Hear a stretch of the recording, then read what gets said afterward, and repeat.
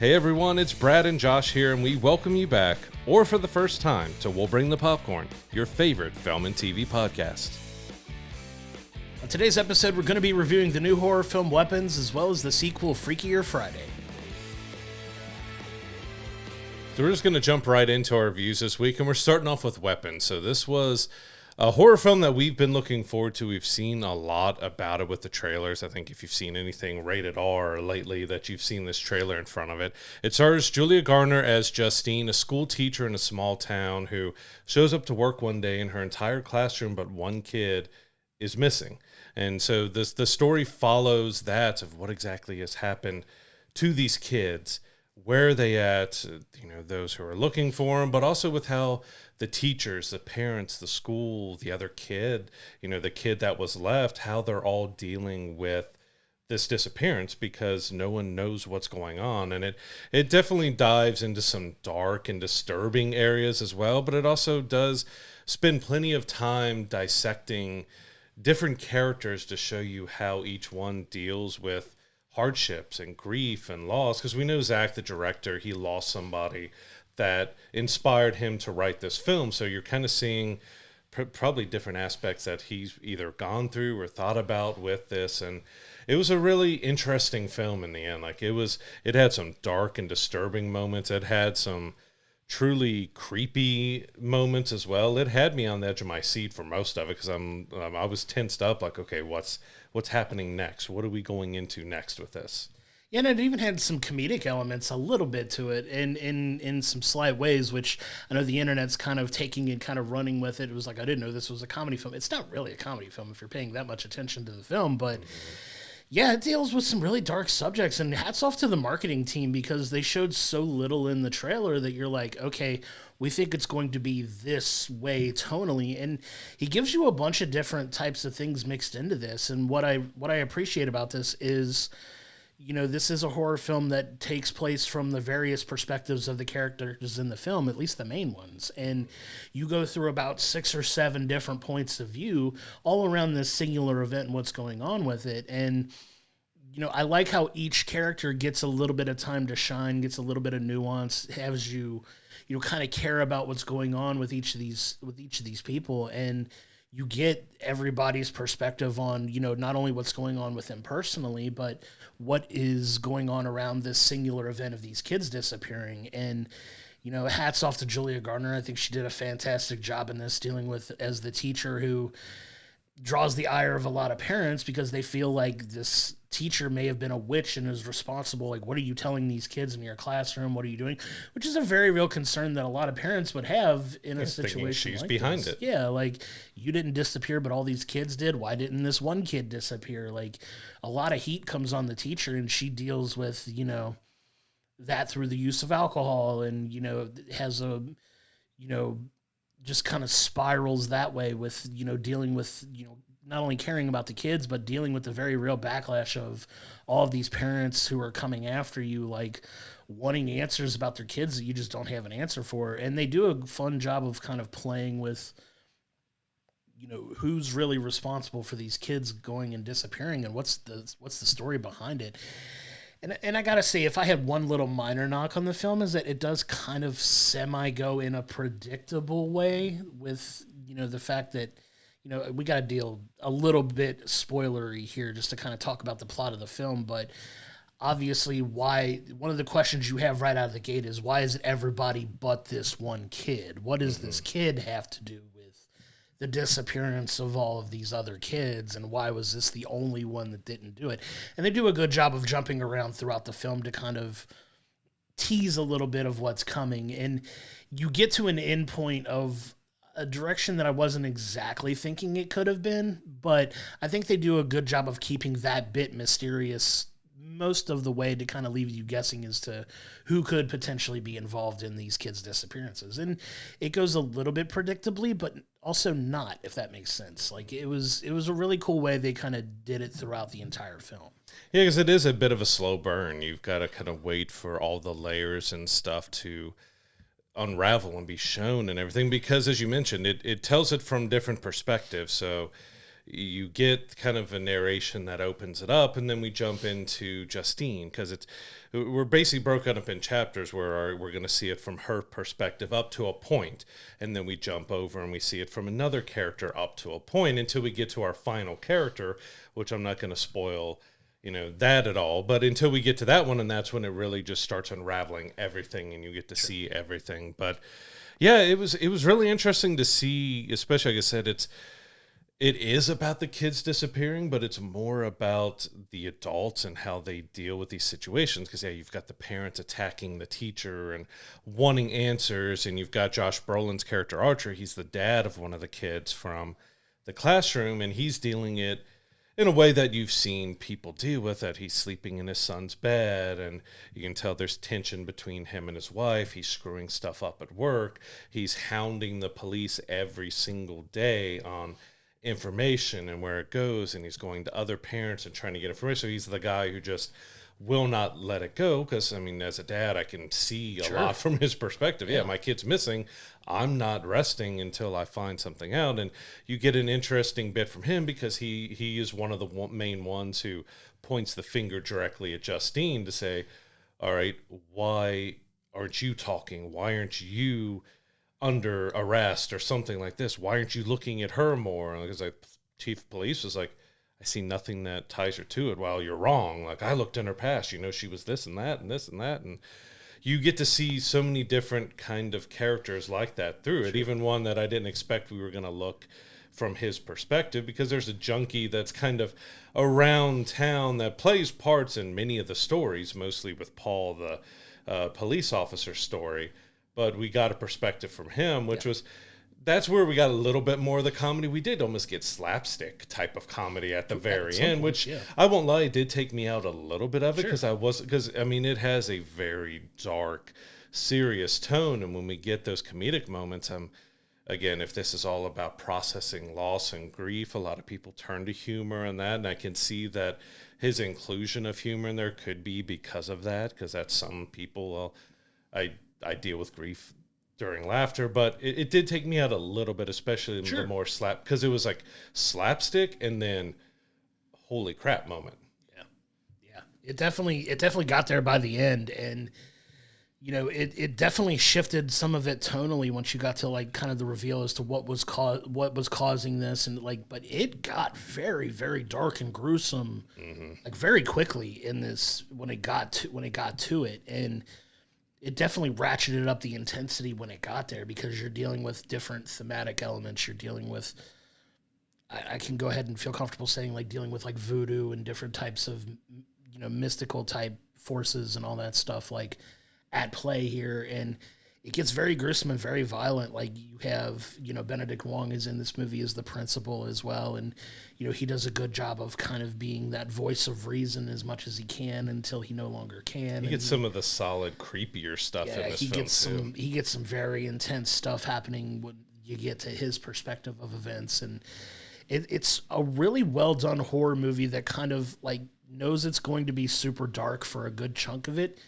And I think when you flip that switch to some of the comedic elements of it, I do wish they could have incorporated that a little smoother and a little better, because it does kind of just, for lack of a better term, punch you in the face when it turns it on and gets to that portion of it, that it is kind of jarring. And I don't know if that's the effect that he was necessarily going for. It may have been, like, I can't speak to, the director's full vision of this film, but it does kind of like, holy crap, punch you in the face when it gets to that point of it too, that I'd say the last 5 to 10 minutes of the movie gets a little absurd and almost kind of comedic at that point, while also being very gruesome. And because you get some horrific moments and scary moments, and then you get that. Yeah, which the last scene that you really get in that movie is just insane. And it's an intense film, man. Like, I got a lot of enjoyment out of this. I love the perspective storytelling vehicle that they used here, which wasn't what I was expecting going into this at all.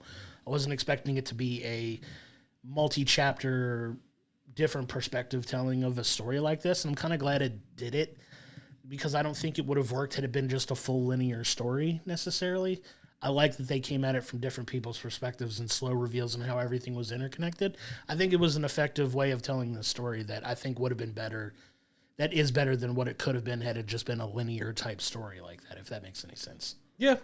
And I think it was enjoyable because of that. Like, you get some retreads because of that, but you get to see it while you're looking from this angle. Well, now we're going to look from this angle, and then we're going to step past where we just looked. Yeah. So it's not that it doesn't spend that much time kind of retreading where we were, just enough to say, all right, we're caught back up. We're here. Let's move forward from a different perspective and stuff with it. And yeah, it generally had some really disturbing, creepy moments in it that had me like, I don't know if I want to look at the screen, like I want to look away. And but there was a few issues I had with it, other than there's a few story elements, which without giving away any spoilers with it is hard to talk about. But there are some things that are like foreshadowed or mentioned that actually didn't happen. So I was curious of really what that was about and what they had in there. And there was almost about, let's say we were halfway through the movie, I wasn't sure if we were going to get a full resolution because the way it was going, it didn't, and alluding to those story points that I just talked about, I wasn't sure if we were going to get kind of a big payoff or it was going to be one where it just kind of like ends and we're left to wonder what happened, but we get basically a full conclusion to it. But it was one that I really wasn't sure we were going to get as I was going through. And there was also a few other times where some of the more graphic elements that we did get a lot of blood, and then other elements you expected to see blood, but there wasn't like anything there that was just like, well, that should be bleeding or that should be doing that. But those are little nitpicky things. Like it was a solid film overall. Like it was really well done. It was, again, it had me on the edge of my seat.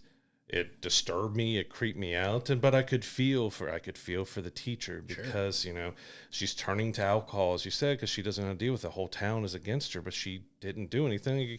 You get a little bit more about her story, that she's a teacher that cares, but she sometimes oversteps her boundaries, but not in a bad way before we start unraveling your story. And then she's like, okay, you're really stepping over your boundaries now and going too far. And then, you get the kind of typical small town cop in Paul. With Alden was fantastic as him, but he just had enough to show he's a cop who struggled with alcoholism and he's got a connection to Justine and he's got his own problems and other thing that he goes through. But it's still kind of the typical small town cop kind of guy that we've seen in these, small town movies a lot. So there wasn't a whole lot, but he did great with it. Yeah, but there were so many sequences that were just so creepy and just so well done. It's a really well shot film that gives you some great angles. Josh Brolin was great, as you said. Julia Garner was great. Benedict Wong was great, and everyone played their parts really well, and it gave you quite a bit of instances of creepiness. But we didn't.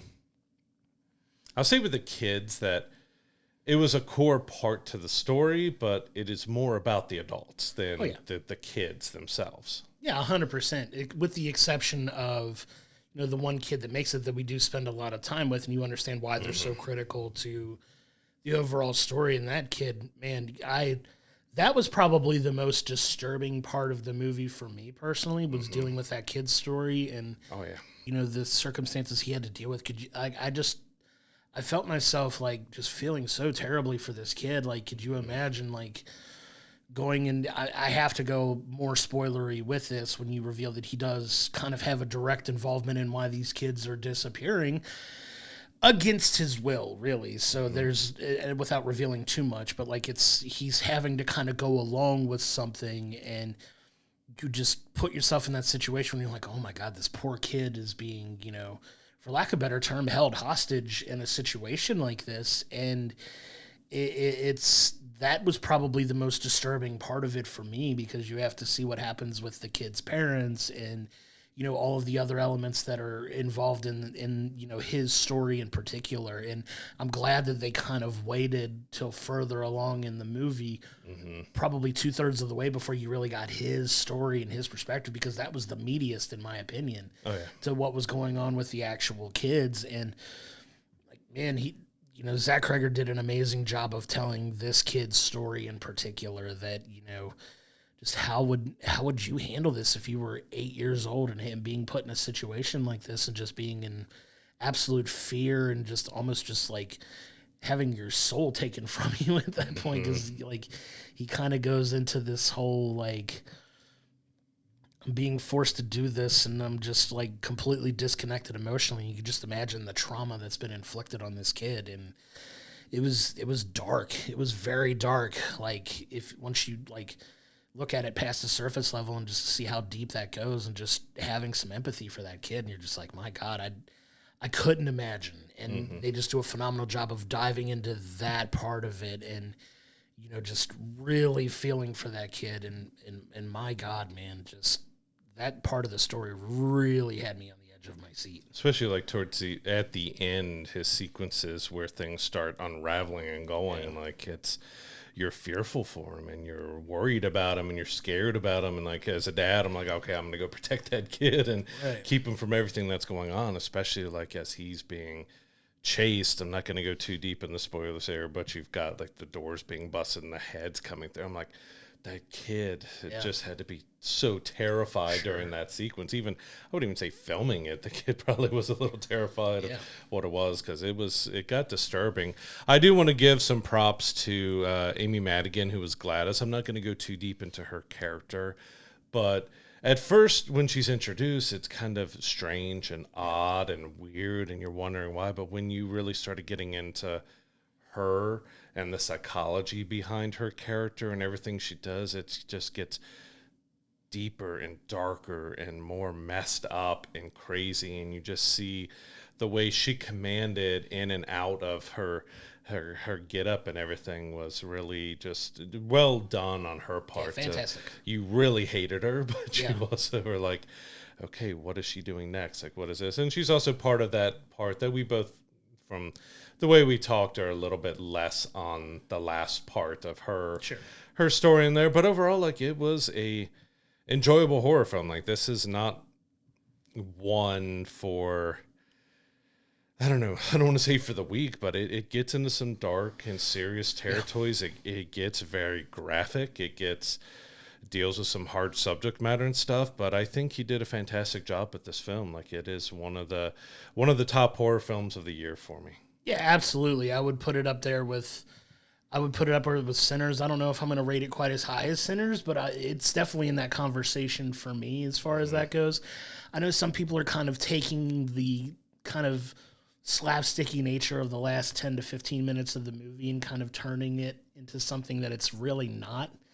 Like, a lot of people, I've literally had two different people that went and saw me as like, I didn't know this film was a comedy. And my rebuttal was, it's not really a comedy. I've seen a lot of people online saying that it's a dark comedy more than horror. I mean, it's horror and it's got a little slapstick, but again, I feel that's his maybe perspective. Some people deal with death and horrific things in life with comedy. I was like, did you watch Barbarian? Like, that was his other major movie. Like, it had some of those elements too, but I wouldn't consider Barbarian a comedy, like, by any stretch. And that's kind of the style that he has in his films. But yeah, man, like, this had so many good, dark, twisted elements in this that like forces you to pay attention. And if you're willing to lose yourself emotionally in a story like this, it'll take you on a journey. Like, I really went on a full like emotional type journey where I was shocked and sickened a little bit and just horrified. And yeah, I laughed a little bit at some of the goofiness of the end of the film, but it didn't take away from the overall emotional punch that this movie was for me. And he just does such a good job of interweaving all of that. And I got a lot of enjoyment out of this too, for sure. Yeah, so in the end, Weapons was a really solid horror film. It gets into the dark and disturbing. It tells its story in it's a way that we've seen before, but it does really well at breaking up into chapters to let us kind of sit and breathe with these characters for a while before we jump ahead to another character and we see everything in one. It's got a few issues. I've got a few issues with some of the plot points and things that it did, and a little bit with the slapstick. Like, it doesn't fully take away, but it does, like, okay, I just wasn't expecting that. But I'm giving this a solid 8.5. Like, I was kind of torn between 8.5 and a 9 because I did really enjoy it. I think you did a fantastic job, but those things that I'm kind of nitpicking on is going to have it sitting in the 8.5 for me. Yeah, I'm giving it a solid 8.5 as well. That's exactly where I landed. And It's not a perfect movie. It's not perfect by any means, but it's still a really, really good, dark, twisted, sickening kind of horror film that if you allow yourself to lose yourself emotionally in it, I would agree. Like it goes dark. It punches you in the gut. If you have, a strong empathy for especially kids, man, especially with, Alex's story, like he was such a central figure once you got to the back half of the movie and dealing with his story. Like you really feel it then, and they do a good enough job of having you connect with each of these characters because it gives you time to kind of put yourself in their situations and kind of understand what they're going through and what happens to them. And it did a really good job of allowing these stories to semi-overlap while also pushing the narrative forward. So it's not retelling the exact same thing. It's like taking it and it's like, okay, this is where these two characters tie together. Now we're going to move it a little bit forward. And I really appreciated that style of storytelling. So for that, I'm giving it an 8.5. It's not without some little minor issues, but it didn't nitpick and take away my enjoyment out of this film at all. An absolutely fantastic horror film that I will watch again. Yeah, so Weapons is in theaters now. Go check it out. It's well worth seeing in theaters for the creepiness, the effect, because I think I could feel the tension in the room with a lot of the stuff too. So if you go check it out, come to our socials, come to our Discord, come talk to us about it. We'd love to discuss this more because there is a lot of different layers and Easter eggs and like other things that almost when I rewatch it again, when it's on digital, that I want to really see if there's little hints of things or things that I just didn't catch, because there are some different layers that are kind of spread out throughout. But it was a very enjoyable horror movie and one of the best of the year. Yeah, for sure. I'm definitely going to have it high on my list for a while. It's going into my, Halloween horror movie rotation for sure. It was a lot of fun, and I'm excited to dive back into it and check it out again for sure. It's always going to get a high, it's going to get a higher rating from me if I want to see it again and see it multiple times. This is absolutely one, and I'm going to want to go back and revisit again for sure. And it's been on my brain because it was announced that Pedro Pascal was originally attached to this movie. And I'm trying to figure out, like, where would he really have fit? Because Zach said he had to basically recast the entire film after Pedro had to drop out, because I think it was for Fantastic Four, the 300 other projects he has going on. Like, was he going to be the dad? I think so. Was he going to be the principal? But this is one where it's kind of good that Pedro dropped out. I enjoy him as an actor and everything, but I think Josh and Benedict Wong, they did such a good job with those two characters. So that seemed like the main two that he potentially was going to be, unless maybe he was the cop as well. Like, there's really like 3 or 4 guys that he could have been in this film, but it kind of worked out well. Maybe not for him, but for the film, that they got the cast they did because that happened. Yeah, I have a feeling if he was going to be anybody, if he was going to play that important of a role that you have to recast, I have a feeling it would have been Archer. It would have been, Matt's dad, played by Josh Brolin, who did a phenomenal job in this film. But since he was that crucial, because Josh Brolin does do a lot of heavy lifting throughout a good chunk of this film, I have a feeling if he was that important, it would have been him. But I could be wrong. But or Pedro was going to be Gladys. That would have been out there. Insane. Holy crap. I think he would have really owned that if he did it. It would have been hysterical if he did it, but yeah. That would have been crazy too. But yeah, what could have been, and it's another one of those what if castings, right? What if he had been in it? How different would the movie have been? I don't know, but we got some phenomenal performances out of this for sure. But there's no easy way to transition into our next film because these are two completely diametrically opposed movies. But we have Freakier Friday, which is the follow-up to the Freaky Friday movie that starred Lindsay Lohan and Jamie Lee Curtis. And they are back in their roles as Tess and Anna in this film. And we get kind of a little bit of a modern-day update here where Anna is, a mom to Harper, who's played by Julia Butters in this. And she's getting married to Manny Jacinto's character, Eric. And that's kind of the central plot of this film, is just the merging of their two families.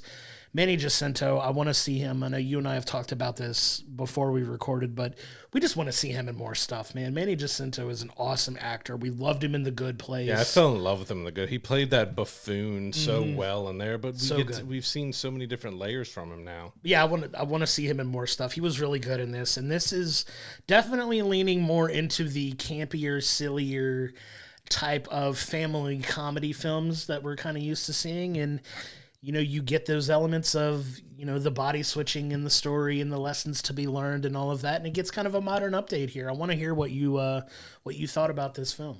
I'd say this was kind of a good palate cleanser after Weapons, because you kind of need something lighthearted and silly and over the top, because you kind of know going in, like Freaky Friday came out 22 years ago. Yep. It was a Disney movie. It's a Disney family film. It's going to be silly, absurd, over the top. It's not going to have the best of story all the time, but I had fun with him. I had fun with my girls on. I do think the second half is much better than the first. Absolutely. I think the first half was a little too much of just trying to cram everything in. And it wasn't until it really got into the heart and the soul of what they needed to be able to get back into their bodies that really let the actors shine. Yeah.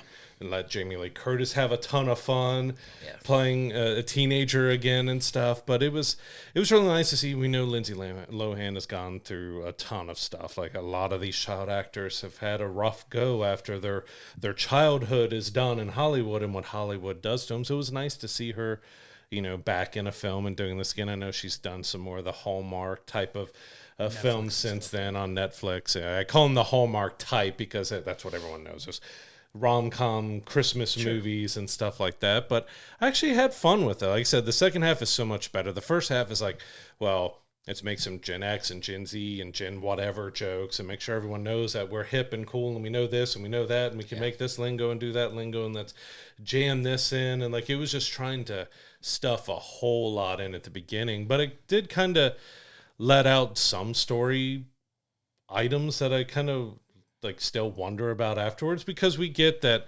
Anna has a child now, but we don't really know. Like, it's just referred to as she decided to be a single mother. So there's no reference to a dad, or she did a like surrogacy, or she did an artificial insemination, if she did anything like that. It was just kind of like she has a kid. Yeah. And it kind of just didn't set up any other story like that. And I'm like, well, there's avenues they could have gone with that, especially referring back to characters and things from the first film. But overall, I had an enjoyable time with it. It's silly and it's rough at times, but like I said, that second half kind of makes up for a lot of the rougher parts in the first half. Yeah, this is a film that definitely doesn't take itself too seriously. Like, that's what I enjoyed about this one. Like you said, the word palate cleanser is apt, just comparing it to the movie that we just reviewed in Weapons. But yeah, this doesn't take itself too seriously. It's a lot of fun. You have, Lindsay Lohan's character is a big music manager now, and she's managing this artist, and while also balancing the work life, the mom life, while also trying to get married. And that's kind of the central plot of the story is, them wanting to get married and either move to live where Eric is from, which is London. They want to either move to London or stay in Los Angeles. And you have the two different viewpoints of, Anna's daughter, Harper, wants to stay in L.A. Eric's daughter, Lily, wants to move to London, where she's trying to become, she wants to work in fashion. She wants to do this. She thinks she'd have a better chance of doing that in London versus L.A. And, that's kind of the back and forth. It's kind of the central plot of this whole film. And the daughters don't get along at all. Like, they didn't know that their parents, because, sorry to jump in there, their parents met because they got into a big food fight with each other. And we jump into that Anna and Eric met during a parent-teacher conference with the principal over the food fight.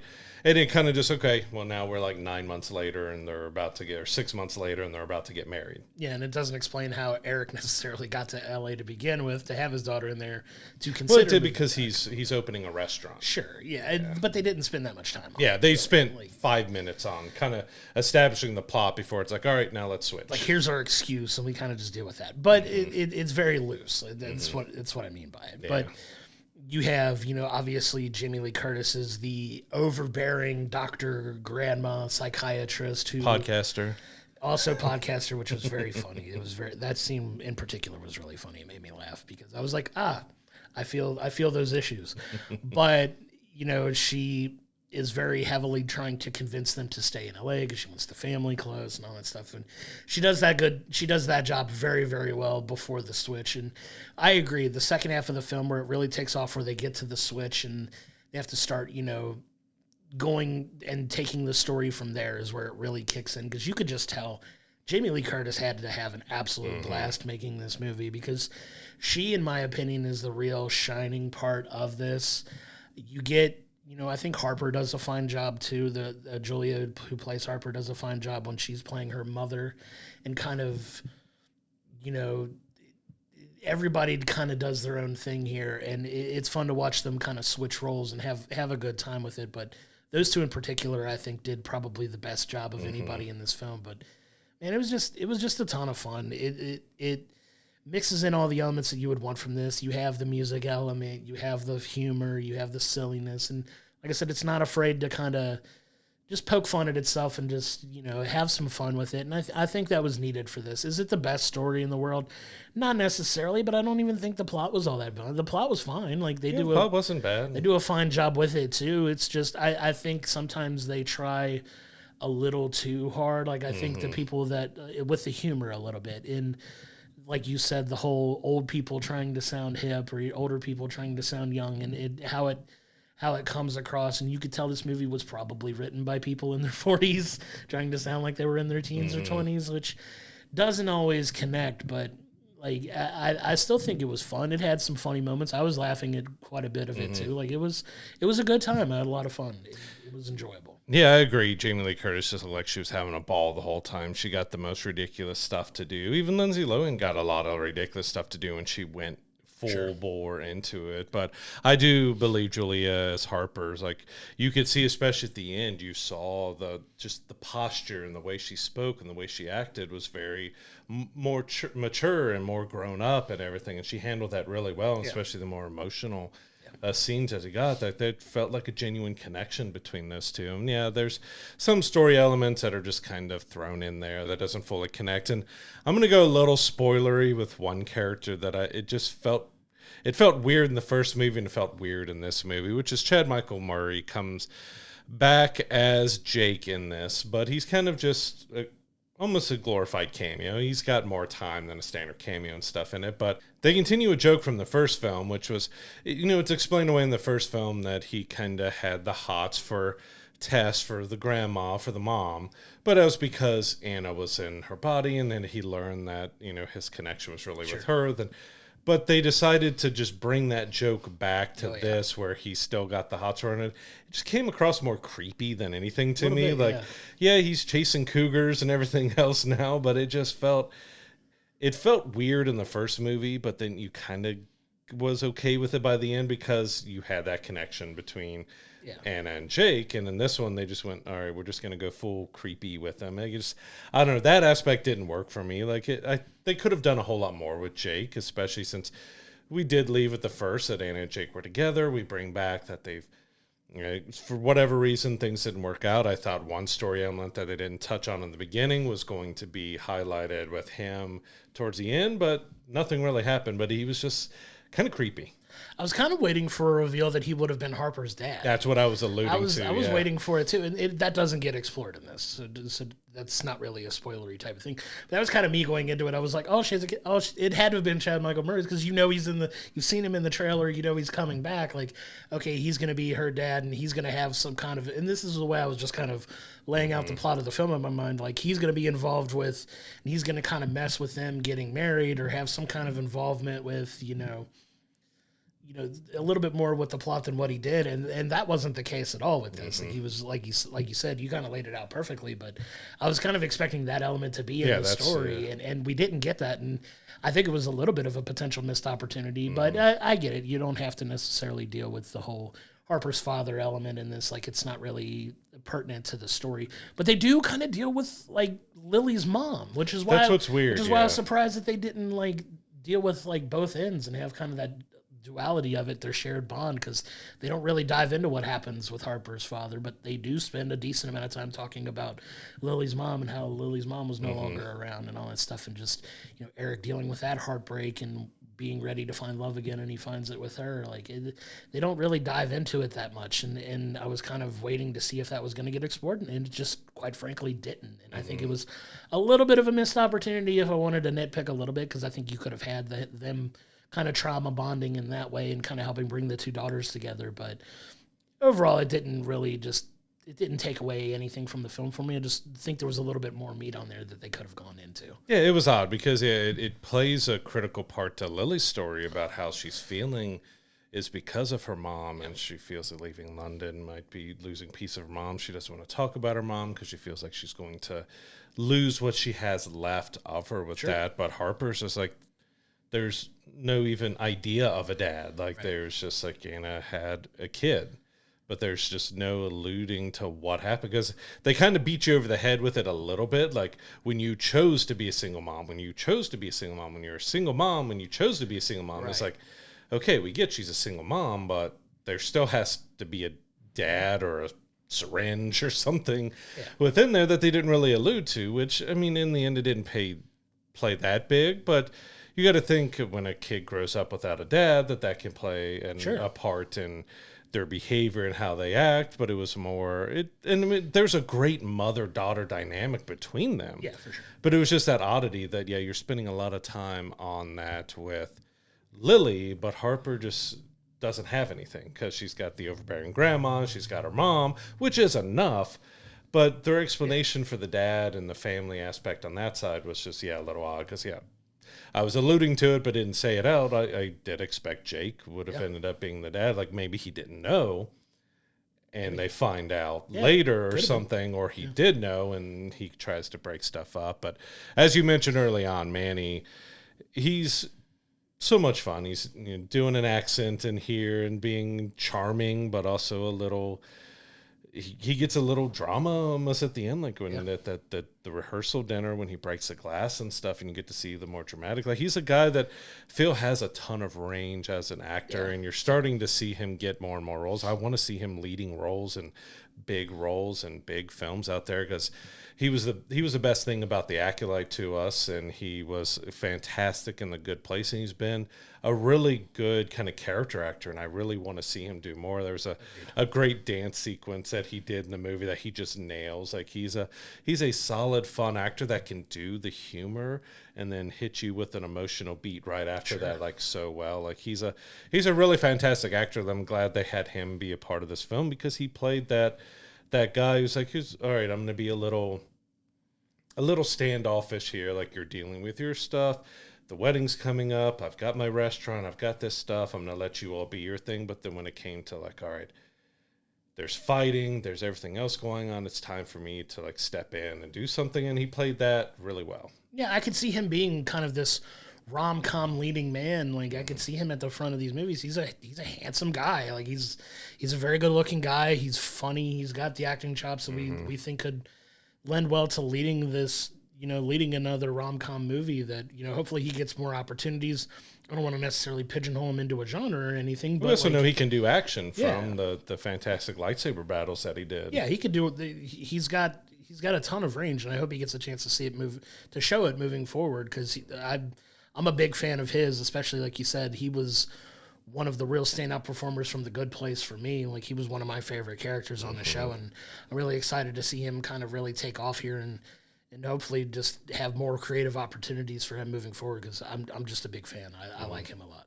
Yeah, he was a ton of fun in it, even though most of it revolves around Anna and Tess with Jamie Lee Curtis and Lindsay Lohan, but they look like they fell right back into their relationship and their friendship and everything else, because I know this kind of, Jamie Lee Curtis said that this film kind of came about because Lindsay Lohan just had her child and went over to visit Jamie Lee Curtis, and they took a picture and people put it out and like, oh, wait, are we getting another Freaky Friday? And it's like, okay, let's explore this and see what happens. But this was a fun little family film. You're not going in to have the deepest story and the most cohesive stuff. It makes a ton of jokes at our age and the mid-30s to early 40s and stuff, and also jokes at Jamie Lee Curtis's expense because she's talking about crevices in her face as, she's the teenager now, but why are there crevices in my face? And all, like, she just had a ton of fun, even like going through, what was it, Walgreens and grabbing, like, you go grab the essentials. What are essential senior needs? And she's looking and grabbing things, because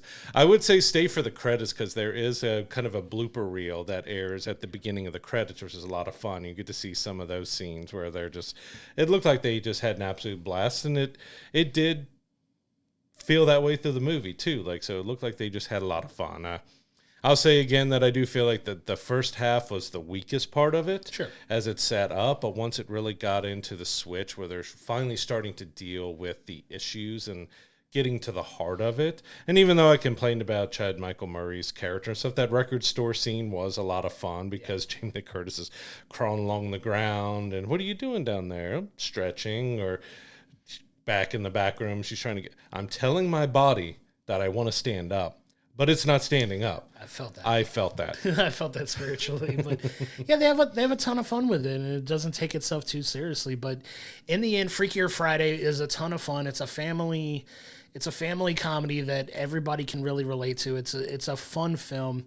It doesn't take itself too seriously. The front half takes a little bit of setting up and kind of takes away from the overall quality of the movie, but the back half of the film is just a real fun joyride when they finally make the switch and start going through, like you said, some of the meatier elements of the story. I'm giving this a solid 7.5 for me. Like, I had a ton of fun with this. The musical scene in particular towards the end where, they have the two switches and they try to, creatively work their way out of it to perform on a stage in front of people was a lot of fun for me. I know we really didn't talk about that in the review, but I had a ton of fun with that. I'm giving it a 7.5. It's a lot of fun. There's some laughs. It tries a little bit too hard at sometimes, but I think that's part of the charm of the film. And it worked for me. It was a very worthy follow-up to a sequel to a movie that I really enjoyed when it came out 22 years ago. And I'm happy to see the updated version of this. Give Manny Jacinto more roles, please. I want to see him in a lot more stuff, but I had a lot of fun with it. So I'm giving it a 7.5. Well, Josh stole exactly what I was going to say, so I don't have a lot more to add to that because I agree with everything. Like, Manny was fantastic. I really love that. There was a lot of jokes for our generation, for the new generation. Again, as you said earlier in the review, it did sound like probably someone in their 40s or 50s tried to write a lot of the Gen Z jokes and everything else. It didn't. The first half didn't work as well for me. It was the second half when it really got into the heart and the soul of this story.